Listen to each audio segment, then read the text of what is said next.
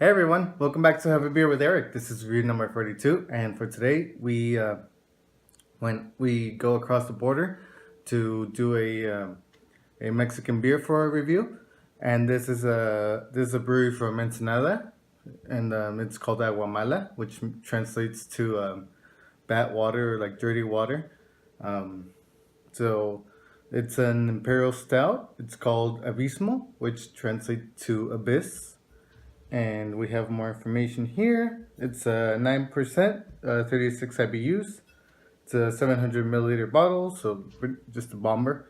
And so it has the description in Spanish. So for my Hispanic and Latino and Spanish speaking audience, I will read it in Spanish, and then I went ahead and translated it ahead of time, and just I wouldn't have to translate the description on the spot, and I'll read it in English for everybody else. So this is, it says, Cerveza Abismo Imperial Stout, obscura como el abismo profundo del mar que se traduce en un aroma acaramelado de maltas tostadas, café y chocolate. En boca presenta cierto dulzor maltoso, considerable grado alcohólico y un cuerpo completo. Un abismo en el que vale la pena sumergirse. So that's the description in Spanish, and I'll read it in English as well. It's dark like the deep sea abyss that translates in a caramelized aroma of roasted malts, coffee, and chocolate. On the mouth, it presents certain malty sweetness, high ABV, and a full body, an abyss worth diving into. And I haven't been to Ensenada in a long time, so I haven't been to this brewery, unfortunately. But I've had I think like 2 or 3 beers from them before that I've enjoyed. So I went ahead and bought this one and also a barley wine and at a local liquor store, which is pretty cool that a few liquor stores from here in San Diego are starting to carry some Mexican craft beer, and it's pretty nice. And you can just buy them by the bombers, or you can buy them in like singles, like 12-ounce bottles, and instead of having to commit to a full 6-pack. So it's nice that you have that availability. So we'll get on to the beer.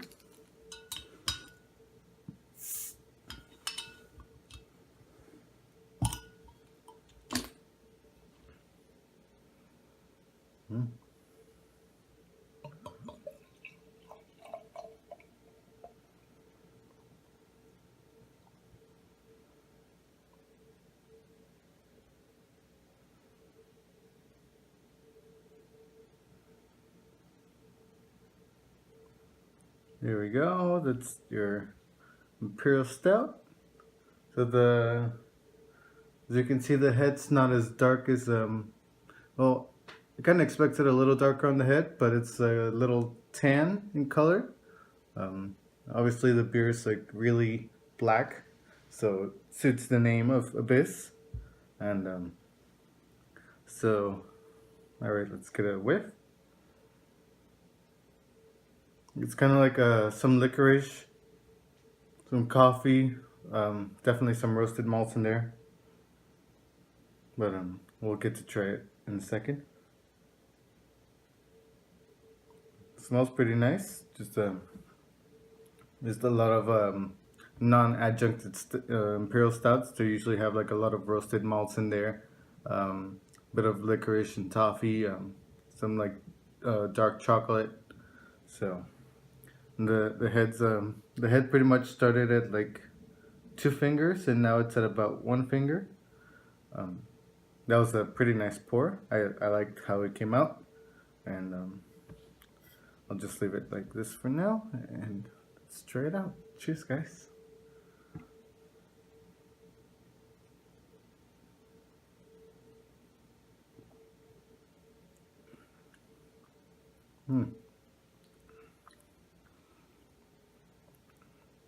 It is a little boozy, like it describes. That's the first thing that came to my mind. Um, a lot of roasted malts, definitely the licorice and toffee there again. I was gonna say like a little hint of coffee. It's not too strong. It's like barely there. Maybe some dark chocolate, some bittersweet chocolate.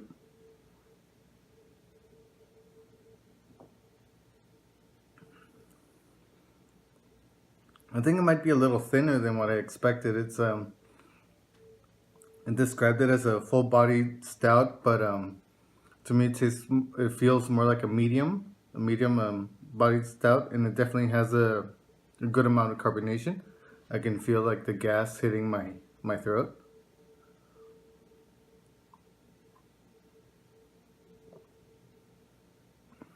And it does feel different because usually darker beers will have a, a smoother carbonation, um, a more velvety mouthfeel, and but it's definitely a pretty nice flavor. The like I said, the booziness is definitely there, but it's not too bad. You get, I think, like a little heat in the mouth, like a boozy heat in there, but it's kind of pleasant. I actually kind of enjoy it, and I think this is a nice beer for the cold weather that we're getting into. Finally, we're getting some cold in here in San Diego, and we got some rain last week, and we're getting some rain again this week. So definitely a nice beer to pair next to the fire, or just with some friends on a cold night, just chilling. So it's something that you want to sip on for a little while, get warm and toasty. And that ABV will definitely help you get there too. So yeah, that's pretty nice. I wish they could open a tasting room here or down in Tijuana, as I know that a lot of breweries have been expanding to Tijuana, like Transpeninsular, which is also in Ensenada, and they opened a tasting room there, so I was able to check it out. But I guess for now I'll just be able to try these from pretty much bottles because I don't really cross to Tijuana that much. Although it did go this past weekend, and it was awesome because I went with a couple of my friends from work, and we ended up going to 5 different breweries in Tijuana. We first went to Caminari, where I had a coffee blonde. Then we went to Insurgente, where I had an Imperial Red. Then we went to Vibra, where I had a cinnamon peanut butter porter, I believe. I, I keep forgetting the adjuncts. It had cinnamon for sure. And then we went to, then it was Madueño, where or I had an IPA. And then we ended up at Border Cycle, where I had a table beer. And I think Border Cycle is also from Ensenada, actually. So can't say for sure. They're not originally from Tijuana for sure, and I think they're from Ensenada. Could be wrong. Not Don't quote me on that. But it was a great trip. As you can see, I had pretty much an array of styles. I didn't repeat a style because I wanted to try different things, and it was my first time going to both Caminari and Madueño, so it was pretty cool to check out new breweries with my coworkers, and we all had a good time. We went there, got tacos, and then came back. So pretty quick and painless. There was like no line to cross by foot, so that was definitely very very nice. And I would definitely suggest that if you live in San Diego, you make a trip down to Tijuana sometime. Um, Go check out the breweries and then just come back. It's very easy, even with all the commotion going on with the immigrants, or with the caravan. But it's still like, I mean, if you have an American citizenship, that it's quick and painless, pretty much, especially when you cross by foot, and on like a weekend at night, it's pretty easy. So I would definitely suggest making a trip to all these breweries are located in an area called Plaza Zapato, and definitely worth a trip sometime. It's uh, it's it's like a little haven for craft beer lovers. Everything's like just walking distance since everything's in the plaza. So, but getting back to the beer,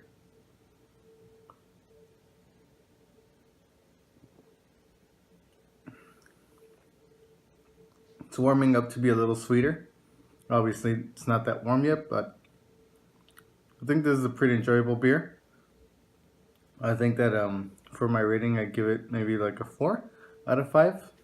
It's it's a pretty nice imperial stout. No adjuncts, so it's nice to have a no adjunct stout for in a while, and something that's made in Mexico. Try something a little different. So it's pretty cool. I can't wait to open the barley when it's sold. Try that out. And, we'll see how that goes. So maybe I'll post a picture on Instagram, make a small like description of that, see how I like it. But I think that's it for now. I'm not sure if I have anything planned for the weekend. I know that Savage Wood has their anniversary on Saturday, and I think I had something on Friday, but I can't remember. But yeah, I think until then, I might just see you guys next week. I'll post if I go anywhere else that's beer related. And yeah, until then, I'll see you guys around. And don't forget to comment, subscribe, like. Check out my Instagram, Have a Beer with Eric, or my Untapped, Vizcaya49. If you don't know how to spell that, you can go on my Instagram, it'll be there. And yeah, that's it. I'll see you guys next week. Cheers.